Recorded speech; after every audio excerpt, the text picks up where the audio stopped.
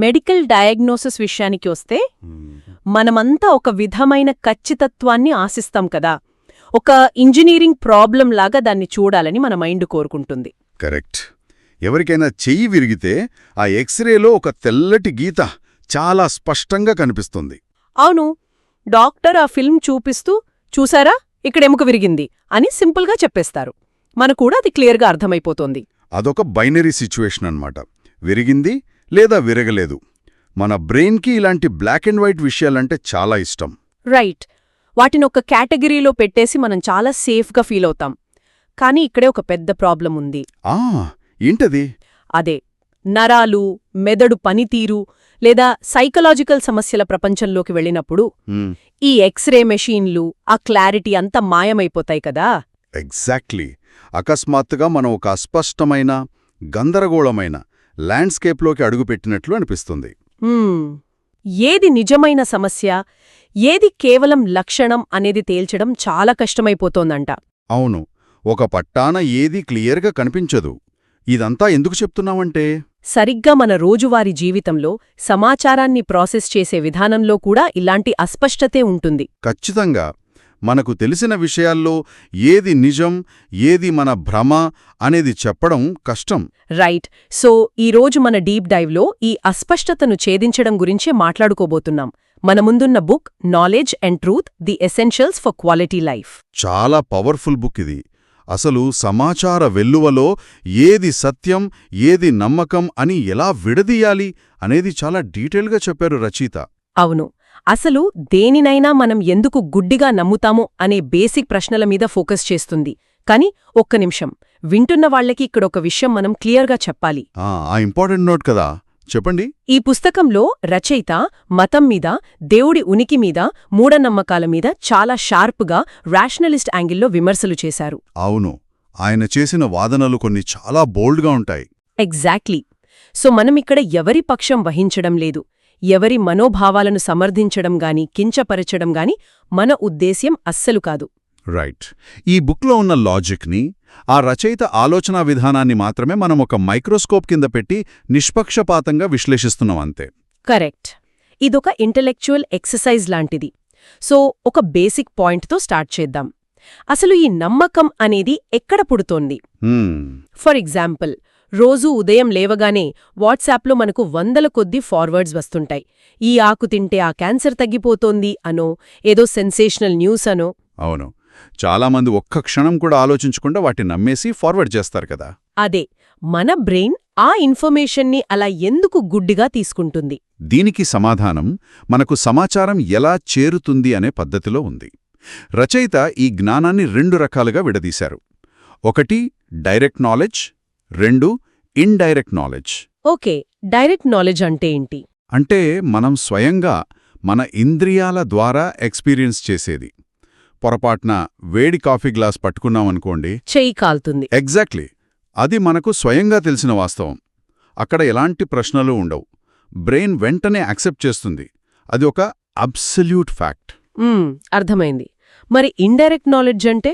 ఇది ఎవరో చెబితే వినేది, పుస్తకాల్లో చదివేది, లేదా మీరు చెప్పినట్లు వాట్సాప్లో వచ్చేది. మనకు ఆ అనుభవం స్వయంగా ఉండదు. ఓ, అంటే వేరే వాళ్ళ ద్వారా వచ్చేది అనమాట. అవును. ప్రాబ్లం ఏంటంటే, ఈ ఇండైరెక్ట్ నాలెడ్జ్ని మనం స్వయంగా టెస్ట్ చేసి నిర్ధారించుకునే వరకు దాన్ని మనం కేవలం నమ్ముతాము, అంతేనా? కరెక్ట్. అక్కడ ఉన్నది కేవలం ఒక బిలీఫ్ మాత్రమే. వెయిట్, ఇక్కడ నాకొక పెద్ద డౌట్ వస్తోంది. నాకు తెలిసిన చాలా విషయాలు, అంటే నేను ప్రపంచం గురించి అర్థం చేసుకున్నవన్నీ ఇండైరెక్ట్ నాలెడ్జ్ కిందకే వస్తాయి కదా. ఎలాగంటే, ఉదాహరణకి నేనెప్పుడూ స్పేస్లోకి వెళ్ళలేదు, కానీ భూమికి సూర్యుడికి మధ్య ఉన్న దూరం 150 మిలియన్ కిలోమీటర్లు అని సైంటిస్టులు చెబితే నేను నమ్ముతున్నాను. అవును. నేను స్వయంగా టేప్ తీసుకుని కొలవలేదు కదా. మరి ఆ సైంటిఫిక్ ఫ్యాక్ట్ని నమ్మడానికి, ఎవరో చెప్పిన పురాణ కథను నమ్మడానికి తేడా ఏంటి? నేను నాసాని కూడా బ్లైండ్గా నమ్ముతున్నట్లే కదా. అబ్బా, చాలా ఇంట్రెస్టింగ్ క్వశ్చన్ ఇది. పైకి చూస్తే 2 ఒకటే అనిపిస్తాయి, కానీ ఆ రెండింటి మధ్య ఉన్న వ్యత్యాసం చాలా పెద్దది. అంటే సైన్స్ చెప్పేది సామాన్యులకు ఇండైరెక్ట్ నాలెడ్జ్ లాగానే అనిపించినా, సైన్స్ ఎప్పుడూ ఒక ఓపెన్ సోర్స్ విధానాన్ని ఫాలో అవుతుంది. దాన్ని రిపీటబుల్ వ్యాలిడిటీ అంటారు. రిపీటబుల్ వ్యాలిడిటీ అంటే మళ్ళీ మళ్ళీ టెస్ట్ చేయొచ్చన్నా? ఎగ్జాక్ట్లీ. సూర్యుడికి భూమికి మధ్య దూలాన్ని ఎలా కొలిశారు అనే ఫార్ములాను సైన్స్ మీ ముందు పెడుతుంది. మీకు ఇంట్రెస్ట్ ఉంటే ప్రపంచంలో ఎక్కడ్నుంచైనా మళ్ళీ టెస్ట్ చేసుకోవచ్చు. ఓ, రిజల్ట్ ఎప్పుడు ఒకటే వస్తుంది అంటారు. అవును, సైన్స్ మీకు ఆ స్వచ్ఛమైన స్వేచ్ఛనిస్తుంది. కానీ ఒక మూఢనమ్మకంగాని కల్పిత కథగాని అలా కాదుగదా.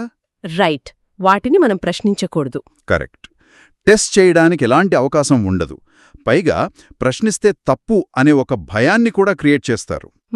అంటే ఇక్కడ కీ పాయింట్ మనకు ఆ టెస్ట్ చేసుకునే ఫ్రీడమ్ ఉండటం అనమాట. అర్థమైంది. అవును, ఆ స్వేచ్ఛ వల్లే సైన్స్ ఉన్నతమైనదవుతుంది. అయితే ఒక డౌట్, సైన్స్ అంత పర్ఫెక్ట్గా టెస్ట్ చేసుకునే ఆప్షన్ ఇస్తున్నప్పుడు మనుషులు ఎందుకు ఈ వాట్సాప్ ఫార్వర్డ్స్ని అంత గట్టిగా పట్టుకుంటారు? అక్కడికే వస్తున్నాను. అసలు ఈ నమ్మకం అనేది సత్యంగా మారే ప్రాసెస్ ఏంటి? ఈ ప్రాసెస్ని అర్థం చేసుకోవాలంటే కొంచెం లోతుగా ఆలోచించాలి. రజైట చెప్పిన దాని ప్రకారం నమ్మకం అనేది పుట్టేదే అజ్ఞానంలో. అజ్ఞానంలోనా? వినడానికి కొంచెం హార్ష్గా అనిపించడం లేదా? కొంచెం హార్ష్గా ఉన్నా లాజిక్ అదే అండి. మనకొక విషయం గురించి క్లారిటీ లేనప్పుడు, రేపేం జరుగుతుందో తెలియనప్పుడు మన బ్రెయిన్ ఆ అన్సర్టెనిటీని భరించలేదు కదా. ఎగ్జాక్ట్లీ. ఆ శూన్యం బ్రెయిన్కి చాలా ఇబ్బందికరం. దానుంచి బయటపడడానికి ఏదో ఒక నమ్మకాన్ని ఆసరాగా తీసుకుంటుంది. ఓకే, మరి అది సత్యంగా ఎప్పుడు మారుతుంది? ఎప్పుడైతే మనం దాన్ని టెస్ట్ చేసి అది వర్కౌట్ అవుతుందని నిరూపించుకుంటామో అప్పుడు ఆ సత్యం తెలిసిన మరుక్షణం మనలోని అజ్ఞానం మాయమైపోతుంది. ఓ, అప్పుడు మనం దాన్ని నమ్మాల్సిన అవసరం లేదు, అంగీకరిస్తాం, అంతేనా? అవును, బిలీఫ్ కాస్త యాక్సెప్టెన్స్ అయిపోతుంది. సత్యమనేది ఎప్పుడూ ఆ నిర్దిష్ట సమయానికి వాస్తవానికి సరిపోయే ఒక మ్యాపింగ్ లాంటిది అని ఆథర్ అంటారు. ఒక్క నిమిషం వెయిట్, సత్యం ఒక నిర్దిష్ట సమయానికే చెందుతుందా? నాకైతే చిన్నప్పణ్నుంచి సత్యం ఎప్పటికీ మారదు అని విన్నట్లు గుర్తుంది. ఒకవేళ సత్యం మారేదైతే దాన్ని సత్యమని ఎలా అంటాం? ఒకప్పుడు అందరూ భూమి బల్లపరుపుగా ఉందని నమ్మారు. అది ఆ కాలం నాటి సత్యం కదా. రైట్. తర్వాత అది గుండ్రంగా ఉందని తెలిసింది. ఇక్కడ సత్యం మారిపోయినట్లే కదా. దీనికి రచయిత ఏమంటారు? ఇక్కడే మనం వాస్తవానికి సత్యానికి మధ్య ఉన్న తేడాను గమనించాలి. సత్యం మారలేదు, భూమి ఎప్పుడూ గుండ్రంగానే ఉంది. అంటే ఆబ్జెక్టివ్ రియాలిటీ ఎప్పుడూ ఒకటే. కరెక్ట్. కానీ ఆ రియాలిటీ గురించి అప్పట్లో మనుషులకున్న ఇండైరెక్ట్ నాలెడ్జ్ తప్పు. వాళ్లు తమ అజ్ఞానాన్ని సత్యం అని భ్రమపడ్డారు. అంటే టెస్ట్ చేశాక వాళ్ల అజ్ఞానం తొలగిపోయి వాస్తవం తెలిసిందనమాట. అవును. దీన్ని బుక్లో ఒక అద్భుతమైన అనాలజీతో చెప్పారు. మీ చేతిలో ఒక విత్తనముందనుకోండి. ఈ క్షణంలో ఇది ఒక విత్తనం అనేది సత్యం. ఓకే. 1 సంవత్సరం తర్వాత ఆ విత్తనం ఒక చిన్న మొక్కగా మారుతుంది. అప్పుడు ఇది మొక్క అనేది సత్యం. ఇంకో 10 ఏళ్ల తర్వాత అది పెద్ద చెట్టు అవుతుంది. అంటే కాలక్రమంలో ఆ వాస్తవం అనేది మారుతోంది. ఎగ్జాక్ట్లీ. ఆ వాస్తవం మారినప్పుడు దానికి సంబంధించిన సత్యం కూడా ఆ టైం స్టాంప్ని బట్టి మారుతుంది. ఓహో, బట్ 10 ఏళ్ల క్రితం అది విత్తనంగా ఉండింది అనే గత సత్యం మాత్రం ఎప్పటికీ మారదు. పర్ఫెక్ట్. సత్యం ఎప్పుడూ ఒక ఫ్యాక్టు. భవిష్యత్తు గురించి మనం కేవలం అంచనా మాత్రమే వేయగలం. ఫ్యూచర్కి సత్యం ఉండదు. అబ్బా, చాలా క్లియర్గా ఉంది ఈ ఎక్స్ప్లెనేషన్. రియాలిటీ మారుతోంది కాబట్టే మన సత్యం దానికి తగ్గట్టుగా అప్డేట్ అవ్వాలి. అవును. సరే, ఇదంతా లాజికల్గా బాగానే ఉంది. కానీ రియల్ వరల్డ్లోకొస్తే మనుషులు ఎన్నో అసంబద్ధమైన విషయాలను కూడా గుడ్డిగా నమ్మేస్తుంటారు కదా. నిజమే. లాజిక్ని పక్కన పెట్టేసి బ్లైండ్ బిలీఫ్స్కి ఎందుకు బానిసలవుతారు? మన బ్రెయిన్ సాఫ్ట్వేర్లో ఉన్న గ్లిచ్ ఏంటి అసలు? అతిపెద్ద గ్లిచ్ ఏంటంటే మన ఎమోషన్స్ మన లాజిక్ని ఓవర్ రైట్ చేయడం. ప్రధానంగా అత్యాశ మరియు భయం. భయం మరియు అత్యాశ. కొంచెం డీటెయిల్గా చెప్తారా? ఖచ్చితంగా. ఒక వ్యక్తికి ఏదైనా భయంకరమైన జబ్బొచ్చిందనుకోండి, మెడికల్ సైన్స్ దానికి టైం పడుతుంది అని చెప్పినప్పుడు ఫ్యూచర్ మీద భయం పుడుతుంది కదా. అవును, చాలా పానిక్ అవుతారు. ఆ భయం అతన్ని ఎంతలా కమ్మేస్తుందంటే లాజికల్గా ఆలోచించే శక్తిని కోల్పోతాడు. ఎవరైనా వచ్చి ఈ తాయెత్తు కట్టుకో లేదా ఈ పూజ చేయించుకో, ఒక్క రోజులో తగ్గిపోతుంది అంటే వెంటనే నమ్మేయడానికి రెడీ అయిపోతారు. ఎగ్జాక్ట్లీ. ఎందుకంటే ఆ క్షణంలో వాళ్లకొక అభయం కావాలి. ఇది భయం చేసే పని. ఇక రెండోది అత్యాశ. కష్టపడకుండా రాత్రికి రాత్రే అన్నీ సాధించేయాలనుకునేవాళ్లు ఇలాంటి షార్ట్కట్స్ని ఆశ్రయిస్తారు. ఇది వింటుంటే నాకు వెంటనే ఆన్లైన్ స్కామర్లు గుర్తొస్తున్నారు తెలుసా. ఎలాగంటే వాళ్ళు చేసేది కూడా ఎగ్జాక్ట్గా ఇదే కదా. సడన్గా ఎస్ఎంఎస్ వస్తుంది, మీ అకౌంట్ ఇంకో 10 నిమిషాల్లో బ్లాక్ అవుతుంది, వెంటనే ఈ లింక్ క్లిక్ చేయండి అని. అవును, అక్కడ వాళ్ళు క్రియేట్ చేసేది భయమే. రైట్. ఆ భయంలో మన లాజికల్ బ్రెయిన్ పనిచేయడం ఆగిపోతుంది. వెంటనే లింక్ క్లిక్ చేసి ఓటీపీ చెప్పేస్తాం. వాళ్ళు మన భయాన్ని క్యాష్ చేసుకుని బ్యాంక్ అకౌంట్ ఖాళీ చేస్తారు. 100% కరెక్ట్ అనాలజీ ఇది. ఈ ఫేక్ బాబాలు, మూఢనమ్మకాలు స్ప్రెడ్ చేసేవాళ్ళు చేసేది కూడా ఇదే కదా. ఆన్లైన్ స్కామర్ అకౌంట్ని ఖాళీ చేస్తే వీళ్ళు మన బ్రెయిన్ని ఖాళీ చేస్తున్నారు. కరెక్ట్. చారిత్రకంగా చూసినా సమాజంలో కొందరు ఈ భయాన్ని వాడుకొని సామాన్యులను ఎలా కంట్రోల్ చేశారో పుస్తకంలో చెప్పారు. వాళ్ల అజ్ఞానాన్ని క్యాష్ చేసుకుని పెత్తనం చెలాయించారు. అంటే మేము చెప్పింది చెయ్యకపోతే దేవుడి శాపం తగులుతుంది అని భయపెట్టడం లాంటివి. అవును, ఒక మనిషి భయంతో ఆలోచించడం మానేసినప్పుడు తన స్వేచ్ఛను కోల్పోతాడు. ఆలోచనా స్వేచ్ఛలేని మనిషి ఒక బానిసతో సమానమంటారు ఆథర్. ఇలా టెస్ట్ చెయ్యడానికి వీల్లేని విషయాలను నమ్మించడాన్ని బ్లైండ్ బిలీఫ్ అంటాం గదా. అవును, దీనివల్ల తరతరాలుగా ప్రజలు తమ టైం, ఎనర్జీ, డబ్బు ఎలా వృధా చేసుకున్నారో రచయిత చాలా బాధతో వివరిస్తారు. మరి దీనికి సొల్యూషన్ లేదా? ఈ మెంటల్ స్కామర్ల నుంచి మనల్ని మనం కాపాడుకోవడానికి మన బ్రెయిన్కి ఏదైనా యాంటీవైరస్ ఉందా? ఉందండి. ఆ యాంటీవైరస్ పేరే సైంటిఫిక్ టెంపర్ లేదా హేతువాదం. హేతువాదం అంటే ప్రతిదాన్ని వ్యతిరేకించడమేనా? కాదు, చాలామంది అలాగే అనుకుంటారు. కానీ హేతువాదం అంటే ఏ విషయాన్నైనా సరే సరైన ఆధారాలు ఉంటేనే అంగీకరించడం. ఓ, బ్లైండ్గా కాకుండా ప్రూఫ్స్ అడగడమన్నమాట. కరెక్ట్. బుద్ధుడి నుంచి జవహర్లాల్ నెహ్రూ గారు వరకు దీని గురించి ఎంతగానో చెప్పారు. నెహ్రూగారు ఏమన్నారంటే, సైంటిఫిక్ టెంపర్ అంటే ఒక ఓపెన్ మైండ్ని కలిగి ఉండటం. అంటే పాత నమ్మకాలు తప్పు అని తేలితే వదిలేయడానికి రెడీగా ఉండటం. ఎగ్జాక్ట్లీ. కొత్త ఫ్యాక్ట్స్ వస్తే స్వీకరించడానికి సిద్ధంగా ఉండటమే సైంటిఫిక్ టెంపర్. కాని ఇక్కడ ప్రాక్టికల్గా ఆలోచిస్తే ఒక చిన్న చిక్కు ఉంది. ఏంటది? మన రోజువారీ జీవితంలో ప్రతిదాన్ని ల్యాబ్లో పెట్టి టెస్ట్ చేయలేం కదా. ఫర్ ఎగ్జాంపుల్, 100 ఏళ్ల క్రితం ఒక రాజు అలా చేశాడు అని ఎవరో చెప్తారు, లేదా ఒక పురాణగాథ ఉంటుంది. నేనిప్పుడు వెనక్కి వెళ్లి దాన్ని ఎలా టెస్ట్ చేయగలను? టెస్ట్ చెయ్యలేము కాబట్టి అవన్నీ అబద్ధాలు అని కొట్టిపారేయాలా? లేదు, అలా కొట్టిపారేయడం కూడా తప్పే. ఇక్కడే రచయిత ఒక చాలా ప్రాక్టికల్ సలహా ఇస్తారు. అదే పెండింగ్ ఫోల్డర్ కాన్సెప్ట్.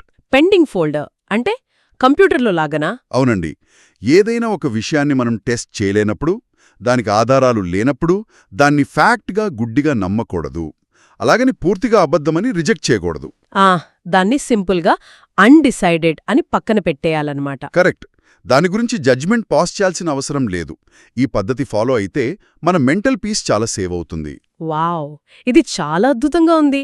దీన్ని మనం మన ఆఫీస్లో కూడా అప్లై చేయొచ్చు. ఎలా? రేపొద్దున ఆఫీస్లో ఎవరో వచ్చి బాస్కి నీ మీద కోపంగా ఉందట, నిన్ను ఫైర్ చేసేస్తారట అని గాసిప్ చెప్తారు. దానికి ప్రూఫ్ లేదు.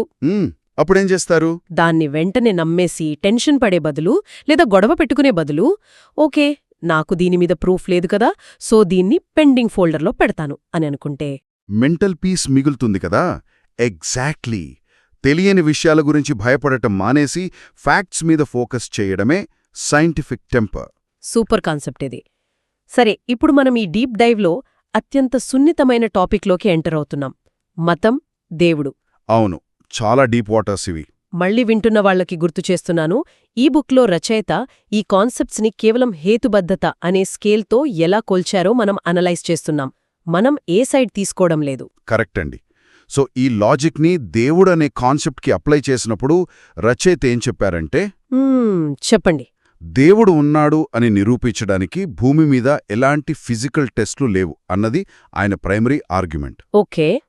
దేవుడనే కాన్సెప్ట్ పూర్తిగా మనిషి అజ్ఞానంలోంచి, భయంలోంచి పుట్టిన ఒక బిలీఫ్ మాత్రమే అని ఆయన గట్టిగా వాదిస్తారు. అంటే ప్రాచీన కాలంలో ఉరుములు, మెరుపులు ఎందుకొస్తారో తెలియక ఆ అజ్ఞానంతో భయపడ్డారు. ఆ భయం నుండే దేవుడు అనే ఆలోచన వచ్చింది అంటారాయన. ఓ, మరి మతాల గురించి ఏమంటారు? మత గ్రంథాలు చెప్పే నరకం, పాపం అనేవి కేవలం మనుషులను కంట్రోల్ చేయడానికి సృష్టించిన భయాలే అని విమర్శిస్తారు. మనం నైతికంగా బతికితే చాలు, పైన ఎవరో శిక్షిస్తారు అని భయపడాల్సిన అవసరం లేదని అంటారు. ఇక్కడే నాకొక కౌంటర్ థాట్ వస్తోంది. నేను చాలా మందిని చూశాను, దేవుడి మీద వాళ్లకున్న ఆ నమ్మకం కష్టాల్లో ఉన్నప్పుడు ఎనలేని మానసిక ప్రశాంతతనిస్తుంది కదా. అవును, ఇస్తుంది.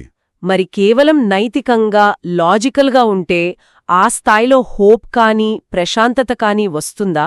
దీనికి ఆథర్ ఏమంటారు? ఈ వాదనను కూడా రచయిత చాలా లాజికల్గా అడ్రస్ చేశారు. ఆయనేమంటారంటే, ఏదో ఒక అదృశ్యశక్తి దండిస్తుంది అన్న భయంతో మీరు తప్పు చేయకుండా ఉంటే అది నిజమైన నైతికత కాదనా? ఎగ్జాక్ట్లీ, అది కేవలం ఒక కాంప్రమైజ్ మాత్రమే. అసలైన ప్రశాంతత అనేది మనం స్వచ్ఛంగా ప్రవర్తించినప్పుడు మన లోపల నుండే రావాలి. భయంతో వచ్చే నైతికత కంటే అది బెటర్ అంటారు. అవును, దేవుణ్ణి నమ్మని నాస్తికులు లేదా హేతువాదులు కూడా సమాజంలో అత్యంత నిజాయితీగా, ఎవ్వరికీ భయపడకుండా ప్రశాంతంగా జీవిస్తున్నారని ఉదాహరణలతో చెప్తారాయన. అదే నిజంగా ఆలోచించాల్సిన విషయమే. సరే, మనం ఈ డిస్కషన్ని ముగించే ముందు ఈ మొత్తం బుక్కుకి ఉన్న కోర్ మెసేజ్ని ఎలా డిఫైన్ చేయొచ్చు? ఎసెన్స్ ఒక్కటేనండి, స్పిరిట్ ఆఫ్ ఎంక్వైరీ, అంటే ప్రశ్నించే తత్వం. మనం ఏది నమ్ముతున్నామో దాన్ని ఒక్కసారి క్వశ్చన్ చేసుకోవడం. మన నమ్మకాలకు ఆధారాలు ఉన్నాయా అని వెతకడం. అవును, ఎవ్వరైనా చెబితే గుడ్డిగా నమ్మేకుండా ఒక ఫిల్టర్ వాడటం. భయాన్ని పక్కన పెట్టి లాజికల్గా ఆలోచించినప్పుడే నిజమైన క్వాలిటీ లైఫ్ సొంతమవుతుంది అని ఆథర్ చెప్తున్నారు. పర్ఫెక్ట్. మనం స్టార్టింగ్లో మాట్లాడుకున్న ఎక్స్రే మెషీన్ మళ్లీ గుర్తొస్తోంది నాకు. మన ఇన్ఫర్మేషన్, నమ్మకాలు అన్నీ మురికి జలాల్లాంటివి అనుకుంటే, ఈ సైంటిఫిక్ టెంపర్ ఒక ఎక్స్రే మెషీన్ లాగా కన్ఫ్యూజన్ని క్లియర్ చేసి మనకు వాస్తవాన్ని చూపిస్తోంది. చాలా చక్కగా చెప్పారు. మన లైఫ్లో ఎన్నో విషయాలను అసలు మార్చలేని సత్యాలుగా ఫీల్ అయ్యి బతుకుతుంటాం కదా. అవును, ఎన్నో అబ్సల్యూట్ ట్రూత్స్ అనుకుంటాం. కానీ వాస్తవానికి ఒకసారి ఆలోచిస్తే అవి మనమెప్పుడూ స్వయంగా టెస్ట్ చెయ్యని, ఎవరో చెప్తే విన్న ఒక పరోక్ష జ్ఞానం మాత్రమే అయ్యుండొచ్చు. ఖచ్చితంగా. మనం ఏ విషయాన్నైతే ఈరోజు మన లైఫ్కి ఒక పెద్ద పునాది అనుకుంటున్నామో అది రేపు పొద్దున్న కేవలం మనం టెస్ట్ చేయకుండా వదిలేసిన ఒక బ్లైండ్ బిలీఫ్ మాత్రమే అని తెలిస్తే, అప్పుడు మన లైఫ్ని చూసే విధానం ఎలా మారుతుంది? మన ఆలోచనా విధానం ఎలా మారుతుంది? ఒక్కసారి ఆలోచించండి.